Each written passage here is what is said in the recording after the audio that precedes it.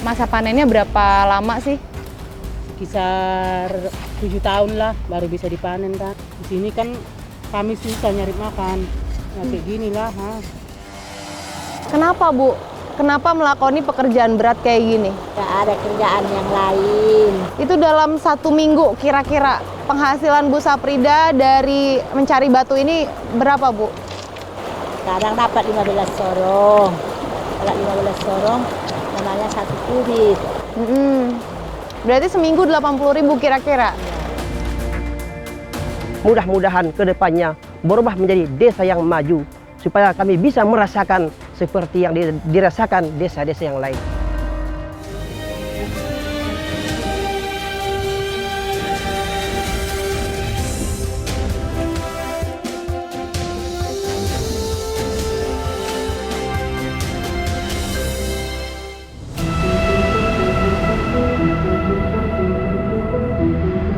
Perjalanan kami kali ini menyambangi sebuah kabupaten yang menjadi batas wilayah antara Sumatera Utara dengan Sumatera Barat. Kabupaten Mandailing Natal atau disingkat Madinah menyimpan keunikan tersendiri. 100% penduduknya merupakan penganut Islam. Namun, nama daerah mereka sama dengan hari raya umat Kristiani. Rupanya, Natal di dalam bahasa suku Mandailing berarti Natarida atau yang tampak. Tujuan kami di Tanah Madinah berada di Kecamatan Panyambungan Timur yang meliputi 15 desa. Kami bertolak menuju desa terakhir di kecamatan ini yang paling sulit diakses karena faktor jalan buruk. Kami mengawali perjalanan dari desa Huta Tinggi untuk menuju ke desa Banjar Lancak, yaitu desa terluar yang ada di Kecamatan Panyambungan Timur. Selamat datang di Indonesiaku.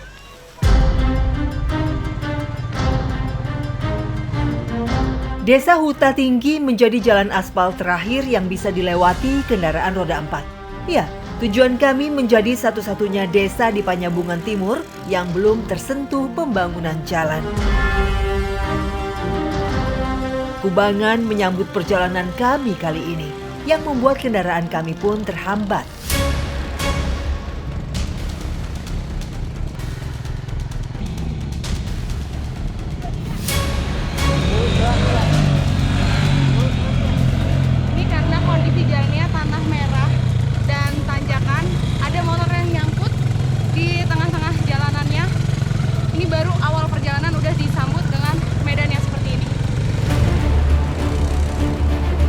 Seperti inilah gambaran yang kerap terjadi ketika melintas di sini.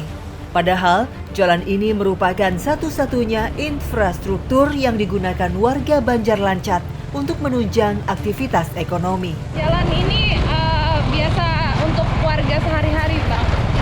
Dari mana ke mana biasanya warga lewat sini tuh mau kemana? Jalan ini cuma jalan ke pasar aja. Untuk aktivitas ekonomi warga berarti ya? Iya. Emang belum pernah selama ini dibetulin, ada upaya untuk ngebetulin jalan sama sekali nggak pernah? Enggak. Kayak gini kan? Oh iya ya, nyambung lagi ya. Oke, saya turun dulu. Iya. Oke. Bisa nggak? Iya. Kesekian kalinya motor yang saya tumpangi nyangkut.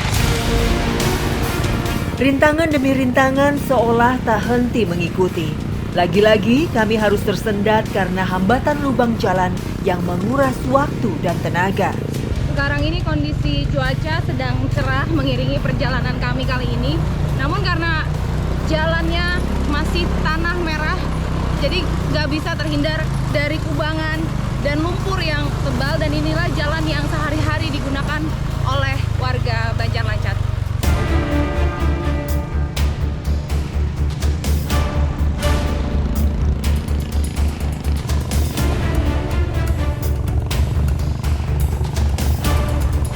Usai menempuh perjalanan menantang, kami pun tiba di desa terluar yang menjadi ujung batas Sumatera Utara. Akhirnya sampai di Banjar Lancat. Kalau kondisi jalanan normal dan bagus, seharusnya jarak sekitar 6 km itu bisa ditempuh hanya dengan waktu 20-30 menit aja. Tapi karena kondisi jalannya buruk seperti yang kita lewatin tadi, ini kita sampai di Banjar Lancat dalam waktu 1,5 jam.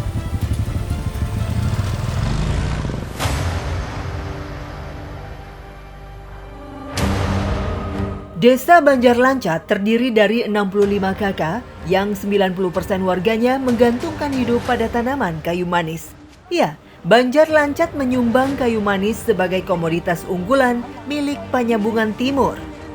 Tak disangka, rupanya pohon kayu manis di sini tumbuh di dekat hutan yang memiliki jalan menukik.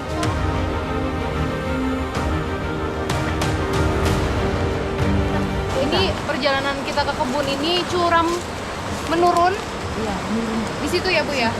Jadi ini jalanannya licin banget, berlumut. Perlu sangat hati-hati supaya nggak kepleset ke jurang di situ. Untuk mencapai satu pohon saja, terasa amat besar perjuangan kami. Rintangan belum selesai di jalan yang menurun saja. Kami pun harus menyeberangi sungai deras demi memanen satu pohon kayu manis. Jadi untuk sampai ke kebun kita harus nyebrang sungai dulu, nggak ada jembatannya, aliran airnya tuh deras banget dan batunya licin. Jadi harus benar-benar hati-hati.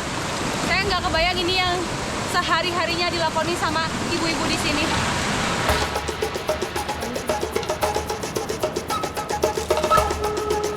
Tantangan kami belum selesai sampai di sungai. Ternyata pohonnya ini ada di lahan yang konturnya menurun. Jadi ini miring banget. Dan ini kayu manis yang akan kami ambil. Kayu manis biasa tumbuh di dataran tinggi. Satu pohon besar ini baru bisa dipanen setelah 7 tahun masa tanam. Jadi ini sekarang pohonnya sedang dibersihkan dulu bagian luarnya. Nanti yang dia ambil itu kulit dari batang pohon ini. Warga desa Banjarlancat mulai menyadari potensi kayu manis sekitar 10 tahun ke belakang. Tak ada perawatan khusus yang dilakukan. Saat tiba waktunya mengambil kulit kayu manis, mereka saling bergotong royong untuk memanennya.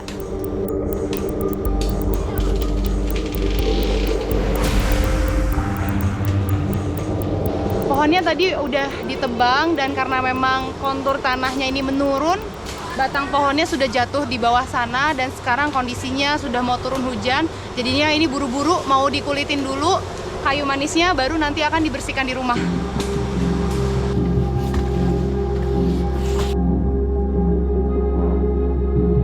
Ibu sehari-hari memang mengambil kulit kayu manis seperti ini. Iya.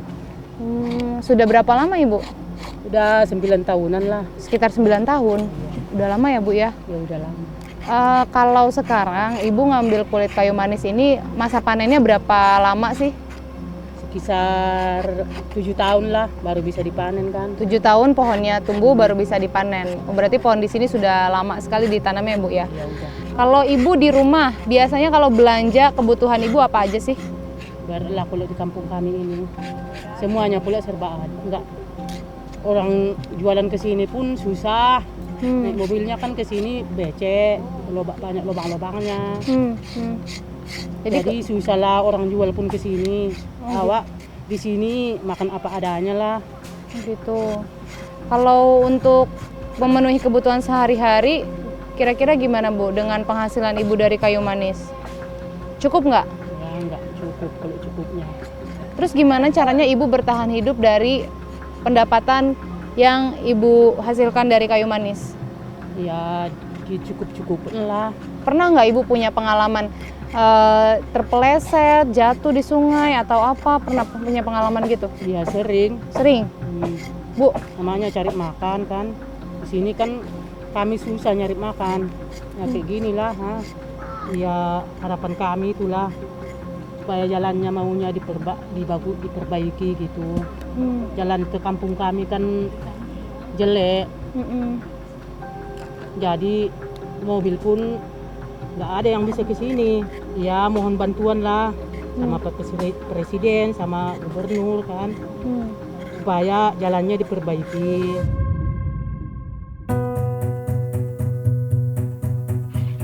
Usai dari kebun, proses yang dilakukan berikutnya yakni memoles kulit kayu manis sampai halus lalu menjemurnya.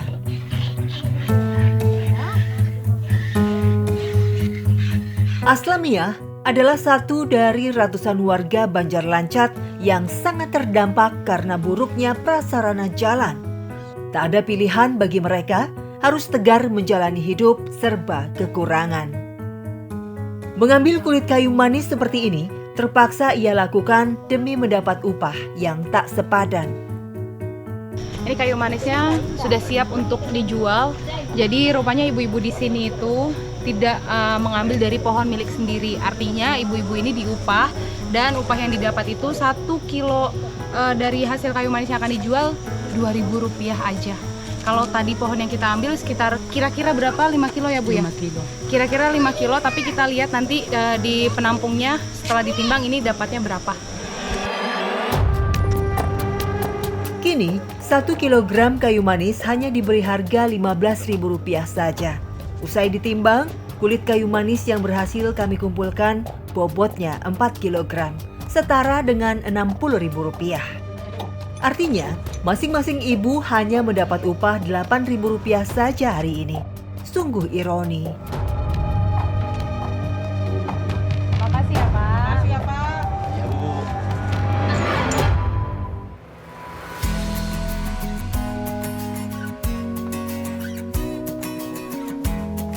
Langkah saya berikutnya membawa saya bertemu dengan Nenek Lani dan keluarganya.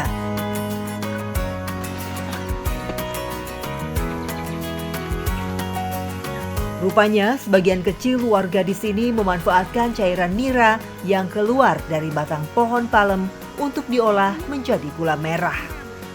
Pohon palem yang ditanam terletak jauh di perbukitan. Kami pun harus berjalan kaki cukup jauh dari pemukiman untuk bisa mencapainya. Akhirnya sampai setelah kurang lebih 2 km kami menanjak di jalanan yang tanah merah. Ini juga saya masih ngos-ngosan karena tadi jalannya benar-benar setapak, dan ini juga pohonnya ternyata tumbuhnya ada di kontur tanah yang menurun. 1 hari sebelum mengambil cairan nira, biasanya warga menaruh beberapa wadah terlebih dulu di batang pohon palem lalu didiamkan. Saya mengambil salah satu wadah yang terdapat di bagian batang pohon yang rendah. Ternyata ini sudah ada wadah yang didiamkan selama 1 malam ya Pak ya, di sini, dan nanti ada juga cara mengambilnya yang manjat ke atas pohon. Ini saya ambil wadahnya dulu, udah ada isinya ini arennya. Pohon palem yang dapat mengeluarkan cairan nira biasanya sudah memiliki usia lebih dari 8 tahun dengan tinggi menjulang 10 meter. Sementara pohon palem atau enau ini bisa hasilkan nira 1 kali dalam seminggu. 1 pohon besar seperti ini dapat menghasilkan sekitar 10 liter air nira. Kalau kopi susu gula aren yang ada di kota-kota besar itu lagi menjamur sekali, nah asal arennya ini dari pohon seperti ini. Ini cara mengambilnya dengan di wadah seperti ini, dan arennya itu menetes dari batang pohonnya.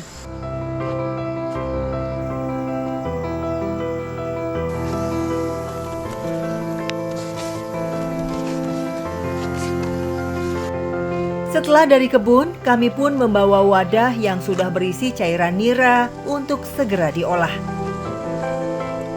Cara memasaknya terbilang mudah, hanya perlu memasukkan nira ke dalam wajan, lalu diaduk sampai cairannya mengental. Kandungan gula yang terdapat pada air nira mudah terfermentasi oleh bakteri, sehingga gula merah yang dihasilkan akan mengeluarkan rasa manis alami. Arennya dimasak di atas panci yang besar, masih menggunakan kayu bakar, jadi mengeluarkan asap yang sangat pedih banget ke mata. Ini masaknya kami harus tunggu sekitar 4-5 jam baru bisa matang. Nira aren yang sedang dimasak ini harus rajin diaduk agar tidak gosong dan mencegah hasil gula terasa pahit. Ketika mendidih, nira yang panas ini hendak mengeluarkan buih.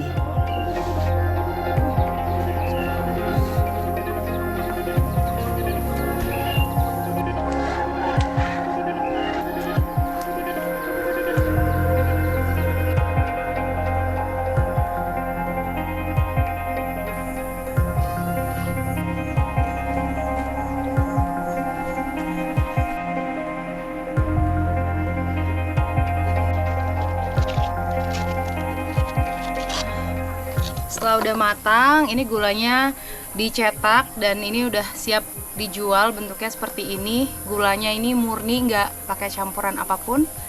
Yuk Bu, kita siapkan ya buat dijual. Upaya yang dilakukan ini semata-mata untuk mendapat penghasilan tambahan demi menyambung hidup. Gula merah yang sudah jadi dijual keliling kampung oleh Nenek Lani dan anaknya. Sulitnya kebutuhan sembako berupa gula pasir membuat warga masih mengandalkan gula merah atau gula aren. Namun, hal ini menjadi berkah tersendiri bagi keluarga Nenek Lani. Sebab, kini sudah tidak banyak lagi warga yang mengolah cairan nira seperti dirinya.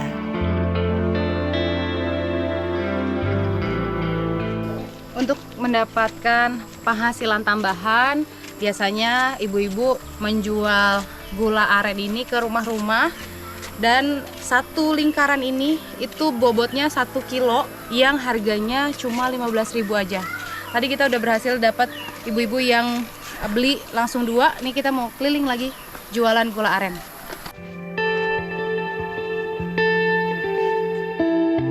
Saya yang berjuang. Jadi biar capek terus cari makan anak.